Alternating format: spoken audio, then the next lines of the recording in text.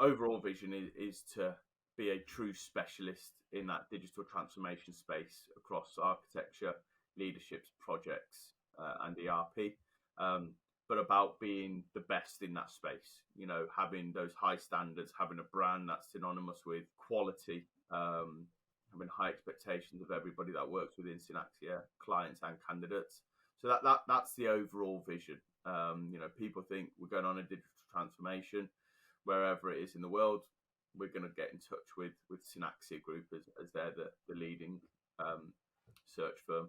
We've been going 3 months pretty much to the day now. So a lot of it is from my existing relationships within the UK.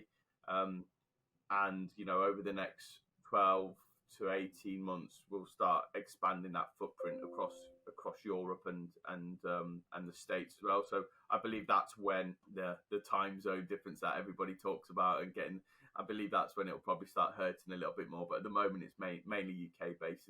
And the real focus is around, I appreciate our website says technology, but it's really around digital transformation. So looking at leadership, projects, architecture, any sort of, whether it's business or technology, process improvement or transformations, that's where the sort of sweet spot is for Synaxia.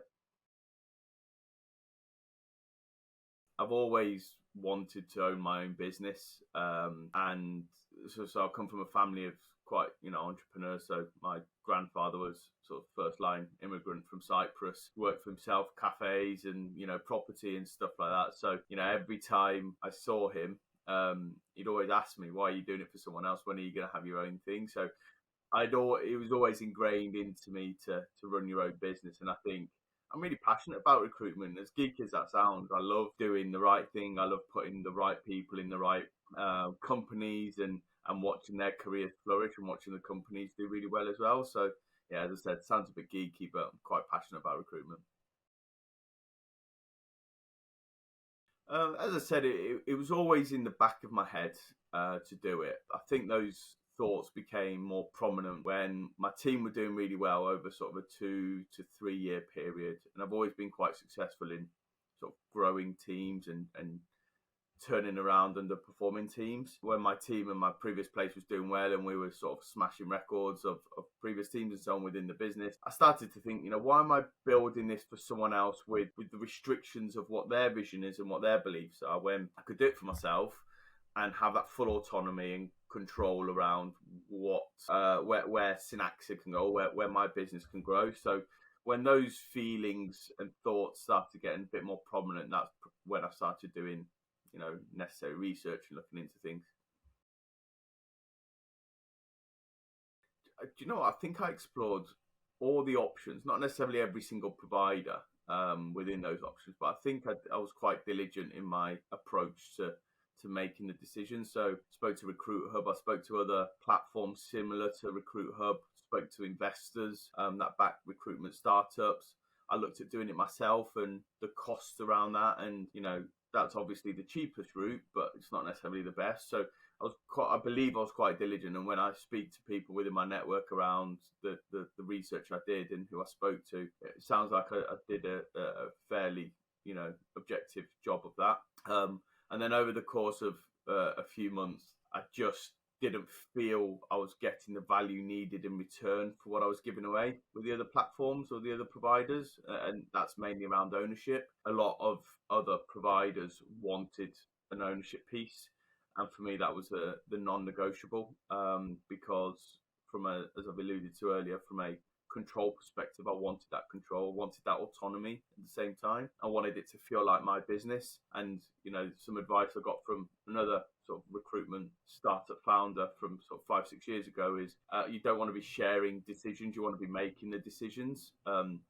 So I think if I was giving away equity or any part of ownership of Synaxia Group, I would have had to have given or relinquished some control. And a lot of these businesses, their focus is really invest money, grow it, exit, make a profit. And for me, that's not why I built Synaxia. For me, the vision is building a brand of quality over a long period of time. And I don't, at this point in time, I don't want to sell Synaxia at any point. That may change in the future, don't know. But when the ultimate goal is to get in, invest, and exit, those objectives didn't align to mine, so it just didn't feel right. I do believe the whole setup, and that's what attracted me to it. It's not just one thing. So yes, the technology and the automation is great, but again, too much automation can be quite bad.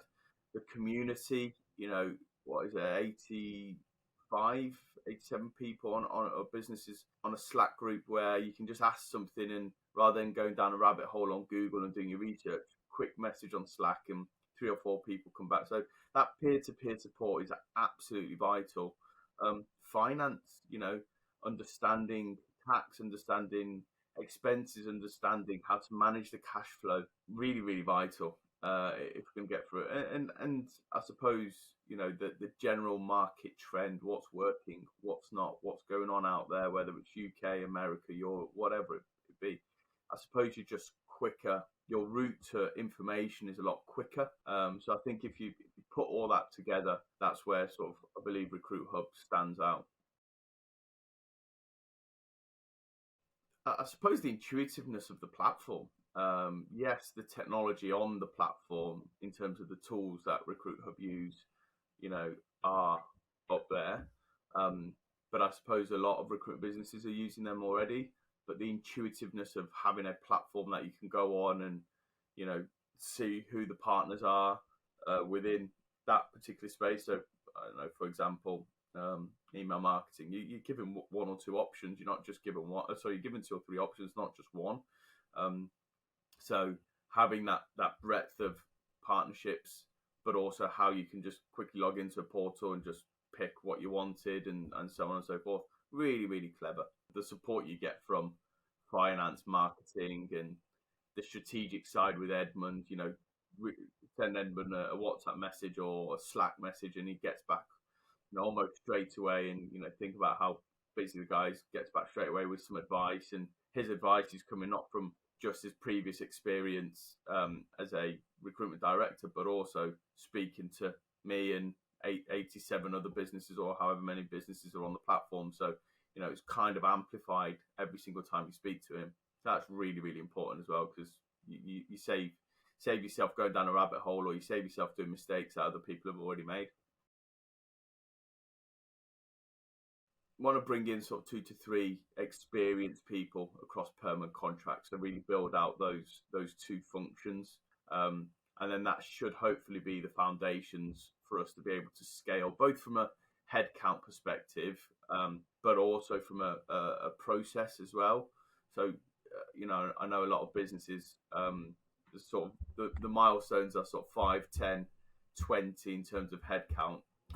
But it's really, a lot of the time from speaking to my network, it's because the processes aren't there. So they grow too quickly to 5 and they've not really got the foundations there to get to 10. So it takes a little bit longer. So I suppose in long-winded ways is having those process foundations in place to, regardless of how many people we've got in the business, it's the same and you can just plug and play essentially. When I look back at the reasons why I wanted to set up, I want people to feel like they can achieve that within Synaxia, whether they're motivated by money or work-life balance or whatever it may be. I want to create an environment where they can achieve that working for Synaxia Group.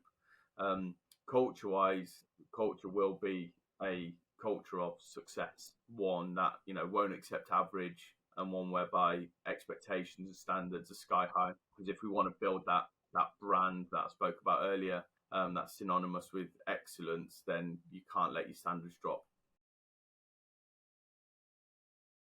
I think the most critical one is to be really honest with yourself and self-reflect. It's not for everyone. A lot of people do it because they think, why am I billing and only walking away with whatever 30% of what I'm billing when I can have 100%. That's not always the case. So I suppose be reflective with what and how works best for you. What are your strengths? What are your weaknesses?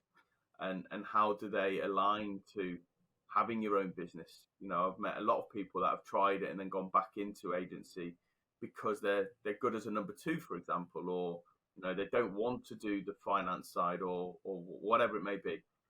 So be really, really honest with yourself.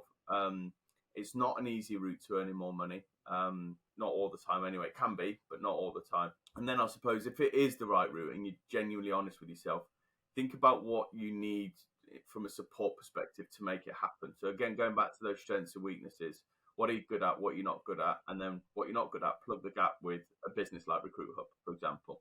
And then the final bit is be diligent, explore all avenues. RecruitHub was right for me. I think it's a fantastic model and support mechanism, but it might not be for everyone. So be really, really diligent. It's a lot harder than I thought, considering how long I was thinking about doing it and watching other people do it and comparing myself to them and thinking, yeah, I can do it. I think there's a lot of stuff that people don't see, that you really have to consider if you're going to do it. So it's a lot harder than I thought, definitely. One of the hardest things about it is the discipline that you have to keep.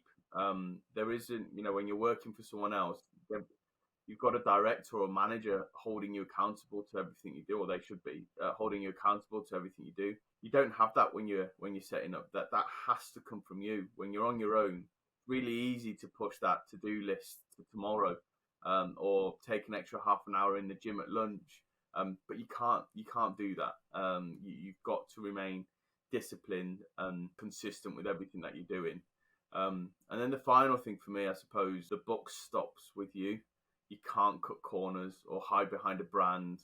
You are the brand. So standards have to remain high as they are a reflection of you, essentially.